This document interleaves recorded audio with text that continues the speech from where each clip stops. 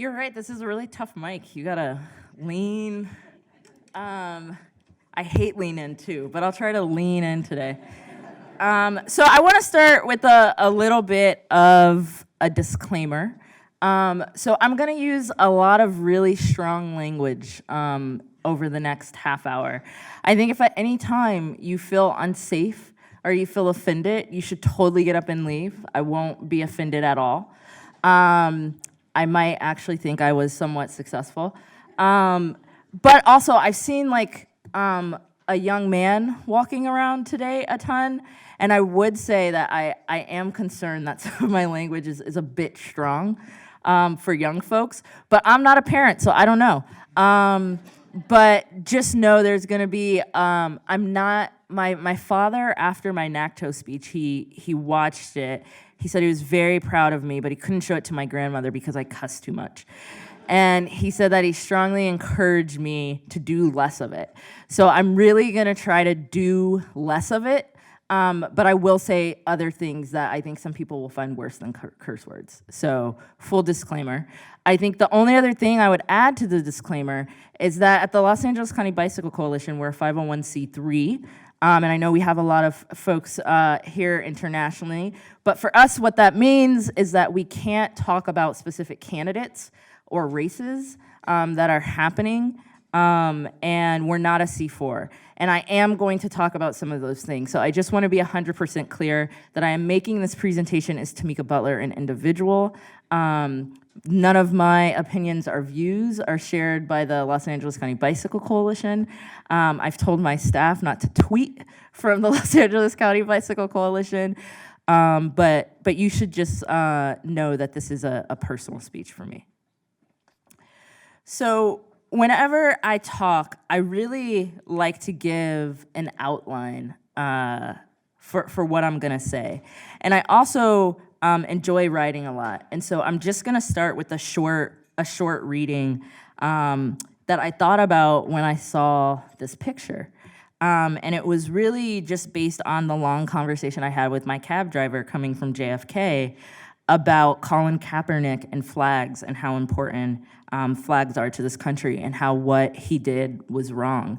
And it was a really great conversation for two Black folks to have in between conversations about Beyonce and Jay-Z's twins and whether or not Carmelo Anthony is leaving the Knicks and got a stripper pregnant. So we also talked about the American flag. And so I'll start with this piece, which should give you a sense of what I'm gonna talk about today. Growing up in a military family, the flag meant USA. It meant my dad and my grandfather fought and served for you each and every day.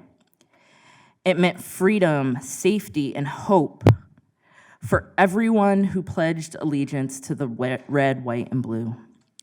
Except now, back in America, I can't help but wonder, freedom, safety, and hope for who?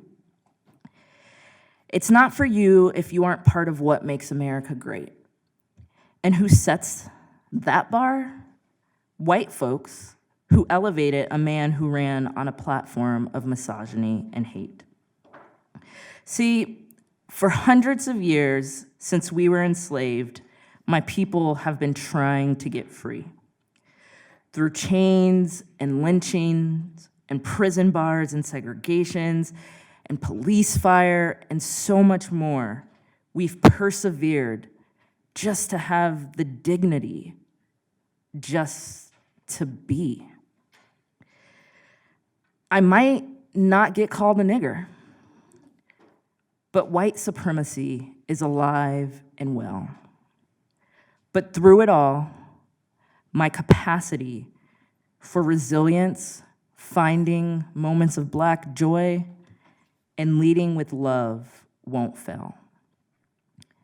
So if that's any indication, I'm probably gonna say the N-word again. And I'll end with something upbeat and about love. So the name of this talk is I'm Not Your Nigger. Can Vision Zero work in a racist society?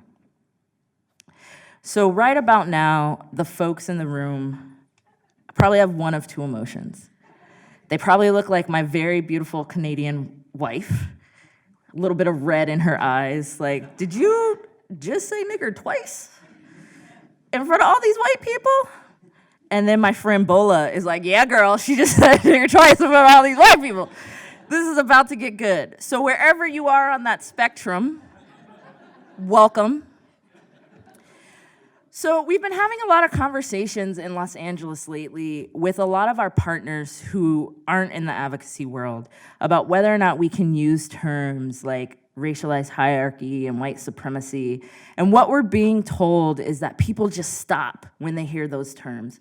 They get personally offended when they hear terms like white supremacy, and it stops us from being effective advocates. And so one of my best homies, Rio from Multicultural Communities for Mobility, had a perfect line. She's like, I think you should look it up. I think you should understand what white supremacy is before you can tell me not to use it. And so I did that. I thought people might be offended by my use of the word nigger, so I looked it up on my favorite dictionary, Urban Dictionary. And as you can see, this definition was definitely written by a white person. Because it's a person who feels like cracker and nigger are the same thing, and that there should be a decision about who gets to say it. And it's not fair that white people can't say nigger. Tamika's gonna say nigger like 15 times and I can't say it. I don't even know if I can tweet it. I don't even know if I can write it. This isn't fair. I don't have enough time to tell you about all the things that aren't fair. But what I can tell you is that for me, my definition of nigger in this space is tough. Because if the question is, does it offend you? I'll be honest, it offends me.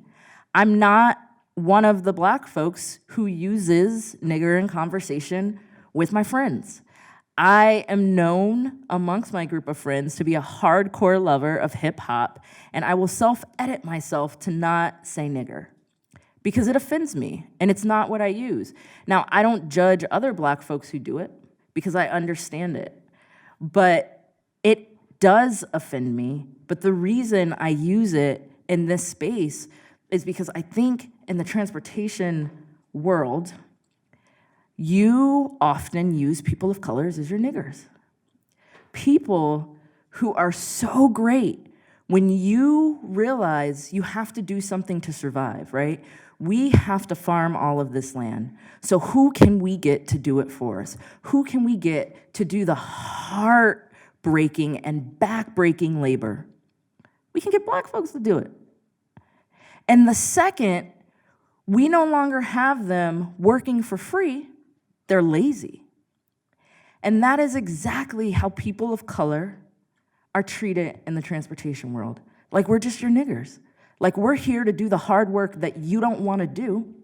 So when you say this is a conference and we care about equity, Tamika's here, equity, why do I have to be your nigger? Why do I have to do the hard work for you? Why is it that the work that is so difficult of doing this work around race and justice is so difficult, and you only want people to do it, and you want them to do it for free? So that's what I mean when I say, I'm not your nigger. I'm sick of doing it, and I'm definitely sick of doing it for free. So right now, I'm sure a lot of people are like, oh shit. This is my oh shit face. And this is also the same face when I started working at the Bicycle Coalition in 2014. I went to their website and I was like, there are a lot of white people. And when I Google the Bike Coalition, I just see more pictures of white people. Like, can I really take this job? Like, I've been a civil rights lawyer. I'm so like civil rightsy and social justicey. And they're white. And not that white people can't be great. As I said, I married one. But it was just super white. But you know what? I took the job. My first day at work, everyone was so nice. Look how happy we are. How are you not happy when you ride your bike? It's like the best thing ever. And we were having a good time. I was loving my job. Now, every now and again, it was like when I saw this huge albino alligator in New Orleans, I was like, oh shit, there are some big issues happening. So every so often I'd be like, love my job, love my job, love my job, problematic white people. And it was really tough. But what was exciting is that right around when I started in the city of Los Angeles, we were launching Vision Zero. I didn't know what Vision Zero was, but everybody else was excited about it. So I was like, shit, let's be excited about Vision Zero. Who doesn't love Vision Zero? The logo's cute. Like, it's perfect.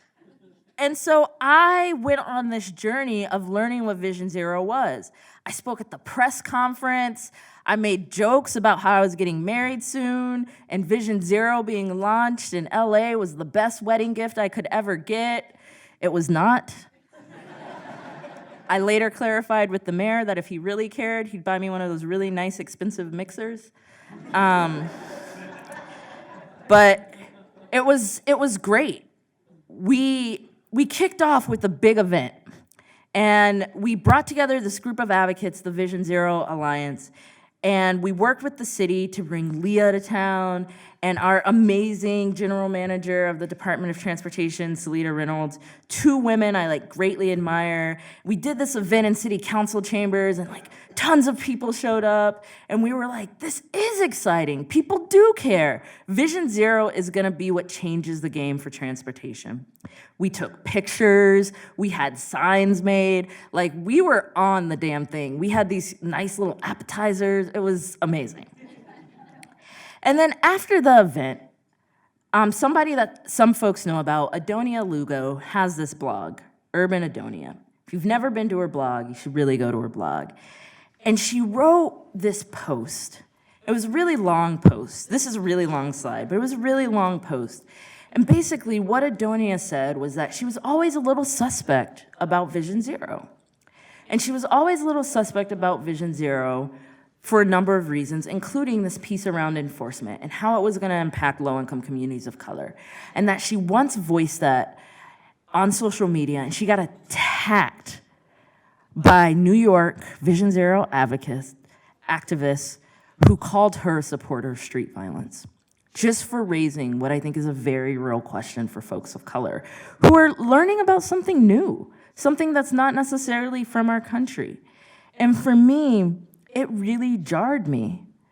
And in the second paragraph, Adonia says, she has a lot of friends in the bike movement supporting it, but she's still leery. And the line that really stuck out to me the most was when she said, this is what it is to be a woman of color in this world. You're in demand based on what boxes you can check. But when your expert recommendations go against the grain, you can be dismissed as a nuisance. They want my exotic face, but not the brain shaped by living in the skin. The ups and downs are enough to make you seasick. And it really spoke to how I was feeling in the transportation space. I felt like she had shined a spotlight on something, and all these emotions were raining down for me. I was like, I'm with you, sister, my fist is in the air. But for me, that was the first time when I thought, she's right. I'm just a nigger. These transportation folks love our exotic faces. They love the boxes we check. They love the work we do for them, as long as we don't disagree, as long as we don't step out of our lane, as long as we don't stop picking their cotton in exactly the way they told us to. But, as I said, I was getting married. So I put it out of my mind. I jumped my broom. I went to Tahiti. I was living life. I was like, I'll get back to this later. And then I came back from Tahiti. And in my first few days back, my wife and I were sitting outside at a restaurant on our street in Highland Park in Los Angeles. We were all eating outside, and we were telling them about how great Tahiti was, and we heard a loud crash. It was just our instinct. We all got up. We ran to see what it was. A woman in a crosswalk had been hit by a car that was speeding away. We chased the car. We tried to get a picture, but we didn't know what to do. This is what I do for my job every day, and I didn't know what to do. And it was on a street, Figueroa, in Los Angeles, that was supposed to get improvements for so long. And it really brought home to me, I went to the panel with stories from families today, and that's what this work is about.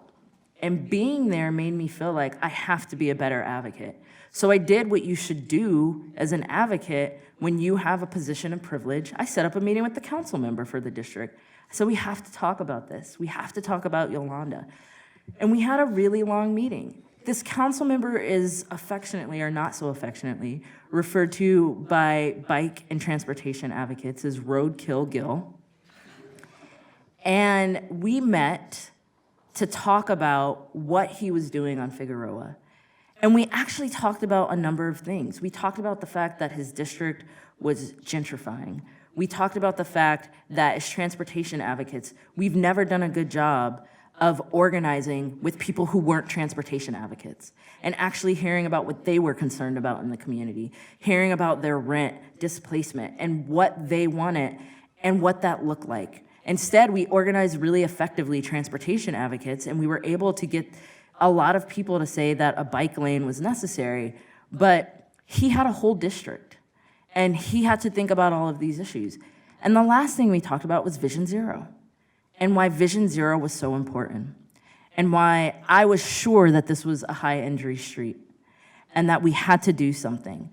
And then we also talked about how Vision Zero might have some unintended impacts on low-income people of color, and what that would mean for social justice. And we had a long conversation about it. And the last thing he said to me was, I don't think we're always gonna agree, but you're not gonna make it in bicycle advocacy long because you actually care about more than bikes. So after this meeting, he sent out a newsletter to everybody in his district saying we had met. And what followed was a number of bicycle advocates writing blogs like this one online and saying things like the fact that I would raise social justice issues was a distraction and was gonna kill more people, and just started to engage in a ton of online bullying. It was insane. As advocates, we're used to people showing up and yelling at us and not always agreeing with us, and I could handle that. But the way that men, and predominantly white men, showed up and would yell at me, questioned if I was truly black and truly a social justice advocate, questioned if I was truly a queer woman, and I do identify as trans, and had a number of things to say. And the fight was led by this guy, Joseph Breali, who attacked me and this woman, Sarah, who was one of the only people to stick up for me online, and basically said that we were concern trolls. And concern trolls are not the most offensive thing in the world, except if you look beyond it. And what you realize is all he's saying is, if you care about anything other than bike lanes and transportation infrastructure, I don't care about you. And your concerns don't matter. And when you're saying that to someone who is a trans person of color, who's worried about safety in so many ways, I started by saying that my people are fighting for a dignity to just be. So yes, sometimes I do not give a fuck about your bike lane.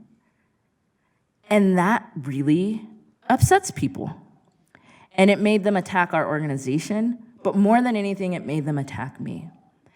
And besides Sarah, who was one of the only people who said things online, there was another woman who said, I don't agree with Tamika, but maybe we should actually hear her out.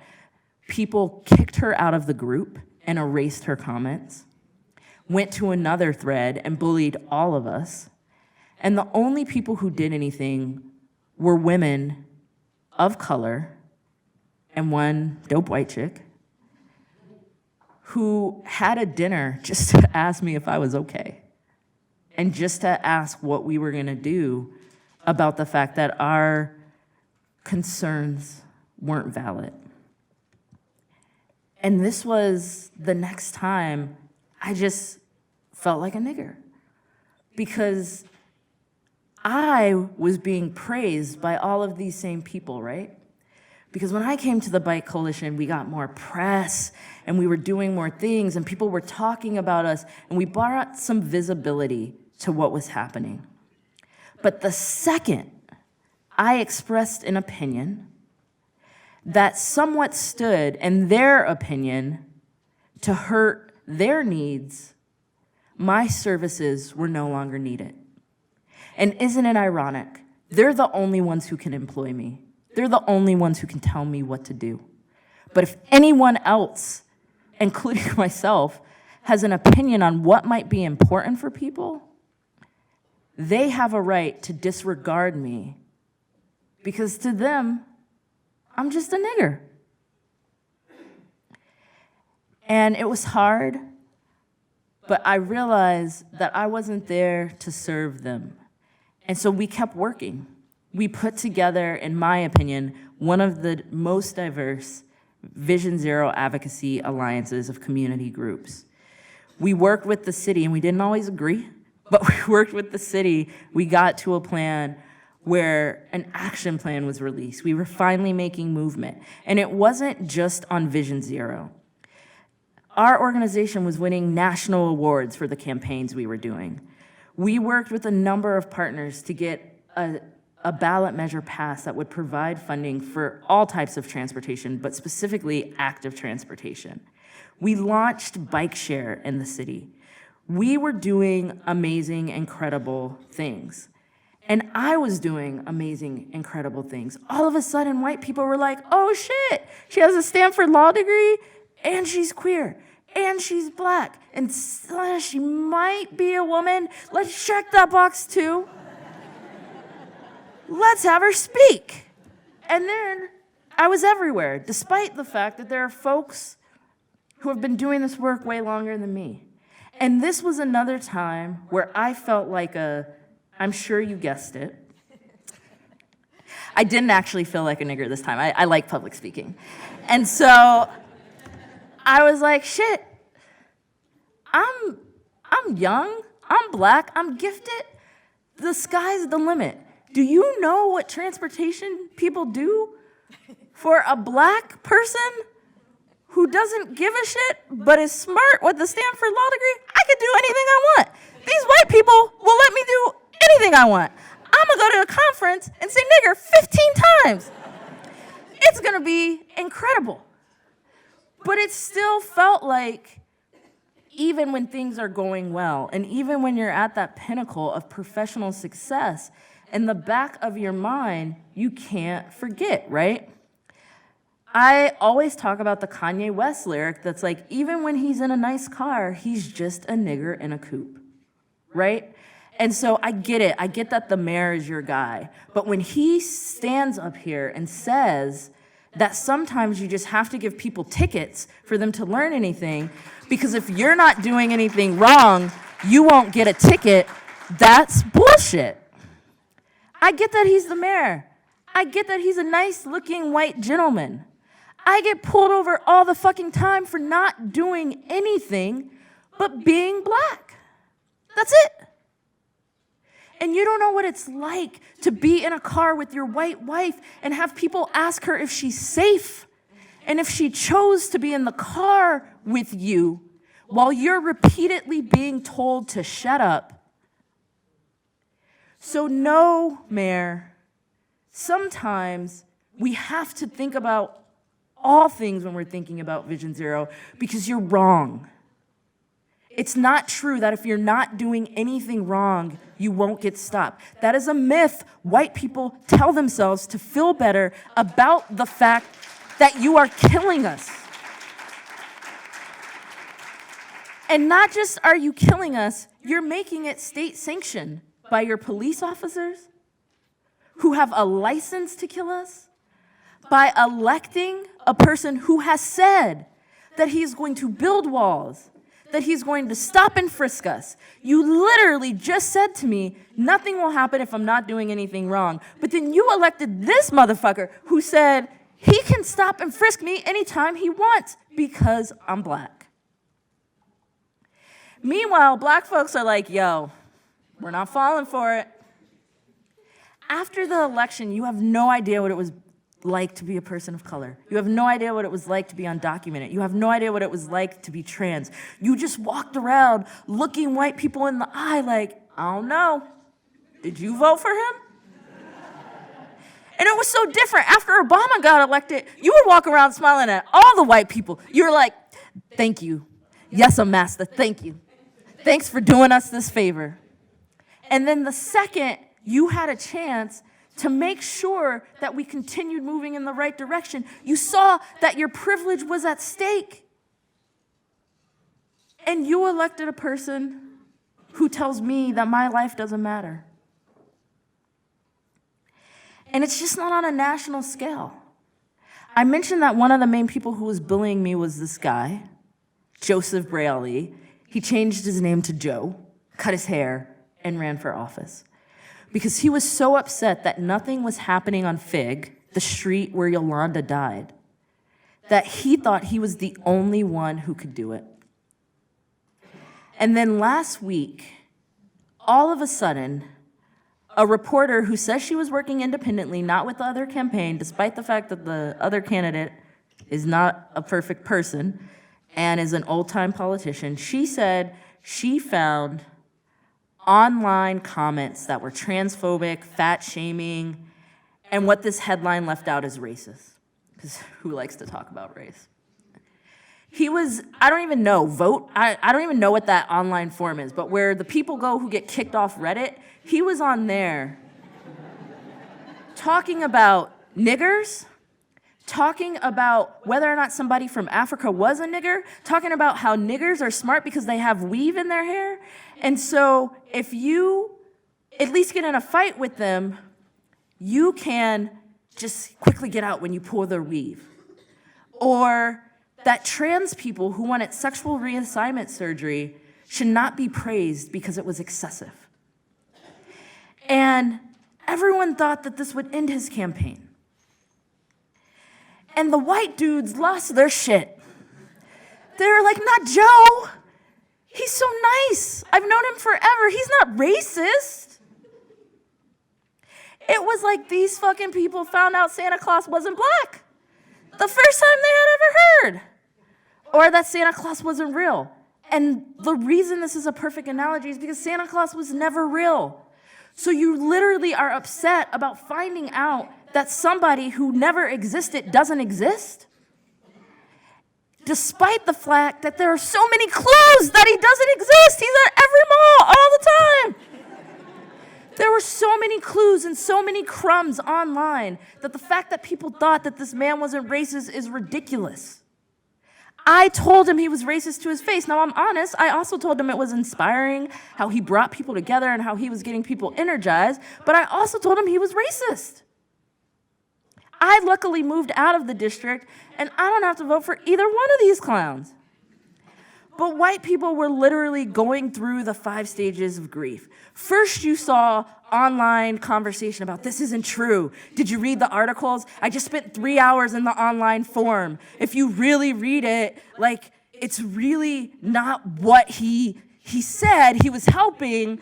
They just totally denied it. The online comments that were like, this isn't true, are crazy, despite the fact that in that first article, he admitted it was him. His reasoning was he wanted to track racists and see what they were thinking. And then he gave an online apology that he videoed where he said, well, I really regret that I didn't scrub my online history better. And yes, I was in a few questionable places, but hey, we've all been there. I've never been there, motherfucker. I've never been there. I don't know who's been there. I didn't even know it existed. I still don't even know what it's called. I've never been there. And then he went into victim mode. He said, I've been called all these bad names, including a Republican, despite the fact that I was registered as a Republican. These are just distractions. The fact that I can be racist, I see the 2 minutes I'm probably gonna go over, so please don't ring the bell. Despite the fact that he did these things, he's the victim. And what did people say? They said, you are a victim. You shouldn't have cut your hair. But you know what? You've been transparent because you posted online that you've done a number of things. You haven't paid your taxes. You've had multiple affairs. You don't really like people and you're mean to them online. But because you said it, you're transparent and you're good. This first comment comes from my second largest donor. Then somebody said, you still have my support. This is one of my staff members' husbands who I see every day, who I spend time with, who's like family to me. I just went through the comments. I had interns. I had partners, heads of I had a transportation deputy for a council member. All people saying this was okay, and they were still voting for him. And one of the folks who runs our Streets blog, who still decided to support him, said, yes, I knew he was mean, but he was really only attacking anti-bike folks. So just so we're clear, if you love bikes and you're an asshole to people, it's okay if they don't love bikes. I'm not gonna get into the fact that I love bikes and he was also an asshole to me and no one said anything, but theoretically, it's okay to bully people as long as they're just people who don't like bikes. And then the worst part for me was when he said, I continue to support the candidate who, in my opinion, would be less flawed, Braley. I think he is the candidate who would best support my personal physical safety. Do you know how hurtful this is? He posted this and then called me the next day to try to give him a quote for an article about the mayor's budget. Guess what? I don't give a fuck about the mayor's budget because you just told me that I don't matter. You just told me that I'm just a nigger to you. That when you need me, you'll call me to get your quote about what you're trying to do. But when I'm trying to tell you that this man makes me feel unsafe, when you've been at meetings where he's in my face, as somebody who has been a victim of rape, of sexual assault, of physical violence in my relationships, you let him do this. And you never said anything, but now you need a quote? So now you need me because I'm articulate. And that's not okay. But it is what a lot of us as folks of color learn, just the way white people operate. Because they don't think about the fact that there are so many of us who don't physically feel safe at any time. You're concerned about if you feel physically safe in a bike lane? The number of comments that said, I ride a bike, I'm oppressed too, I lost my shit. The number of times people of color spoke up and said, you're missing the point, and they were silenced and told that they were wrong, are naive, are believing that this was a spin job, or that they just believed in sensationalism. But if they actually spent time and realized that Joseph only used the word nigger in quotes, and that they don't believe it's wrong to debate how you use the word nigger. That's privilege. That you can be more concerned about how you feel on a bike than I can be when I'm walking. That I can be a black man in Sacramento and get tackled for not crossing the street properly. And I always talk about the number of us who have died so that white folks can feel physically safe. And just this week, we were supposed to believe that this kid was driving aggressively towards police officers, and the only thing they could do is blow his head off with the shotgun and watch as his brothers had to see it and then put them in prison. And don't even get me started about trans folks, because remember, if you get sexual reassignment surgery, it's excessive. And it should not be celebrated. But we are out here dying too. The number of times I've walked in a bathroom and had women physically lay their hands on me or scream in my face. I don't drink a lot of liquid during the day because I don't want to use the bathroom in public because it's not safe for me. So what you're telling me is it's not safe for you to ride in a bike lane, but I don't even pee in public. And you're more concerned about your bike lane. And you're thinking, yeah, but the death is wrong. I don't condone the death, but it's not like people's comments are really that bad. This is a baseball player who is amazing. He made this iconic catch. This summer, he was held as a hero for the United States. And this week, he was in Boston, just playing in the outfield, when people in Boston threw peanuts at him, called him a nigger. And sure, people got taken out, over 40 people. But how many people just sat there and watched it?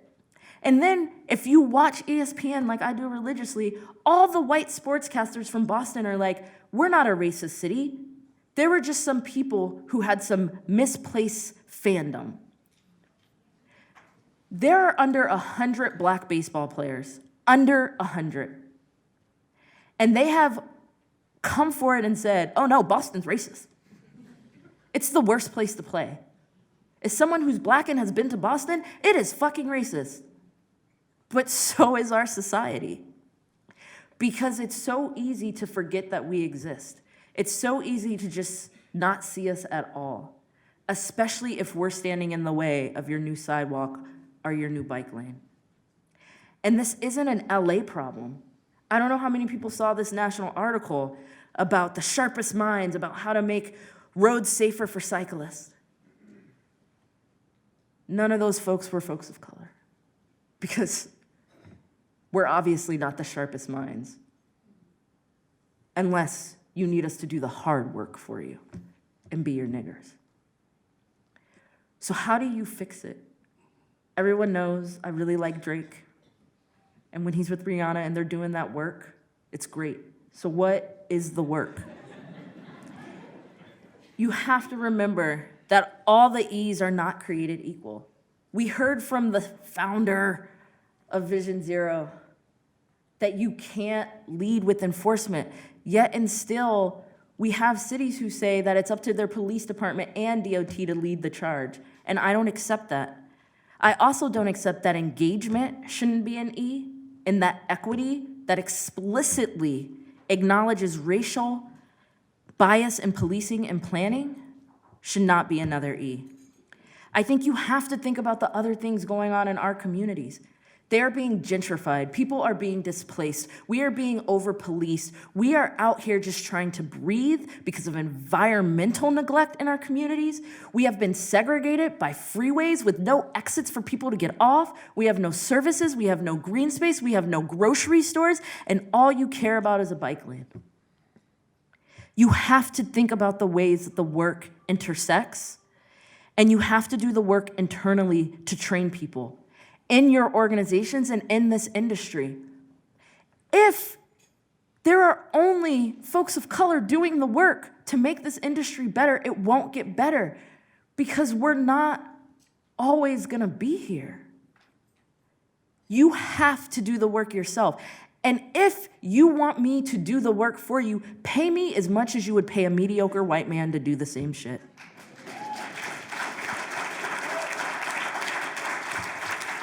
And I will say that my journal article says, can Vision Zero work in a racist society? It has to, because people are dying. You have to make it work.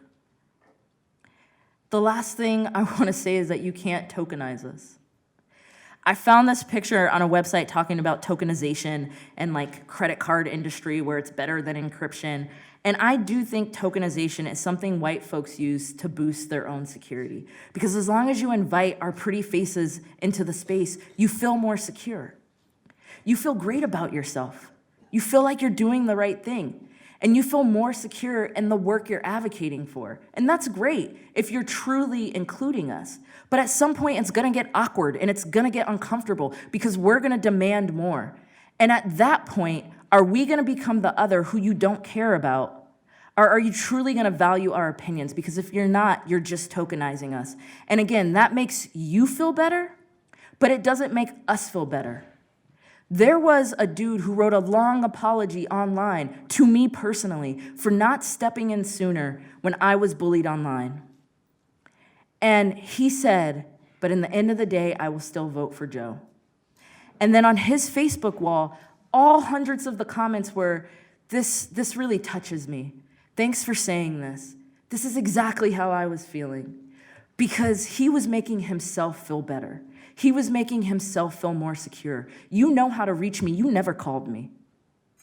If you wanted to make an apology to me, you would have made an apology to me. You would not have done it online. So when you're tokenizing folks, is it for us or is it for you?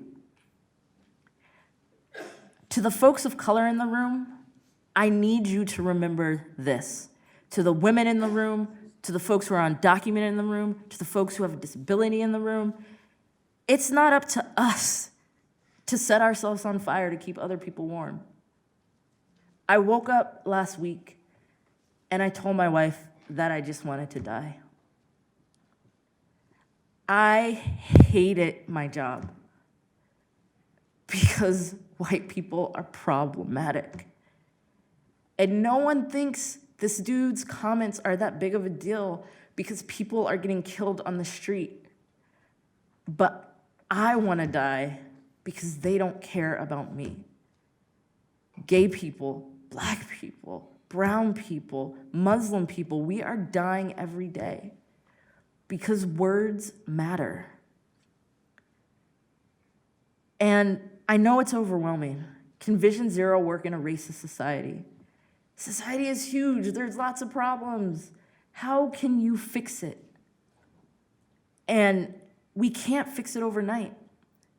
If you leave this talk and you say, what I've learned is that Tamika can say nigger, but I can't say nigger, you've learned something, so that's a first step. But that's not the major takeaway. The major takeaway is that just because you don't say nigger, and just because you might not be racist, you can still do racist things. You can still feed into a system of oppression and white supremacy that has been holding people of color back forever, based on the fragility of white people and their feelings because they don't want to lose. They want to help us as long as they don't lose anything. And we can't fix that overnight. So maybe the question shouldn't be, can Vision Zero work in a racist society? If you just want to tackle one question, can Vision Zero work in a racist industry? Because the reality is, I don't think I can. Thank you.